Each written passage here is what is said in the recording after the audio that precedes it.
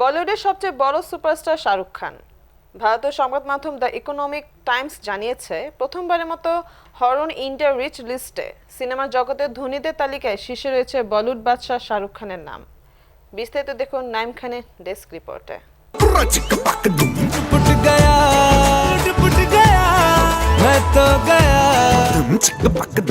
কয়েক বছরের বিরতি শেষে 2023 সালে বড় পর্দায় ফিরেই আবার ইতিহাস গড়েন শাহরুখ। তিনটে বড় হিট উপহার দিয়ে সবাইকে চমকে দেন। সে বছর এই অভিনেতা পাঠান দিয়ে বছর শুরু করেন, তারপর জওয়ান, তারপর ডানকি দিয়ে ভক্তদের মাতান শাহরুখ খান। তিনটি সিনেমা বক্স অফিসের ঝড় তোলে। কারণ কি? কারণ ছিল একটাই, তিনটি সিনেমা প্রধান চরিত্রে অভিনয় করেছেন শাহরুখ খান।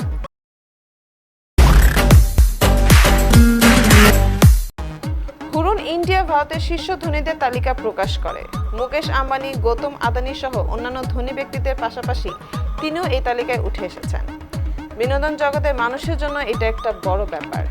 চলতি বছরের হিসাব অনুযায়ী শীর্ষে থাকা শাহরুখের সম্পদের পরিমাণ ভারতীয় মুদ্রায় 7,300 কোটি রুপি, বাংলাদেশি মুদ্রায় যা প্রায় 10,397 কোটি টাকা।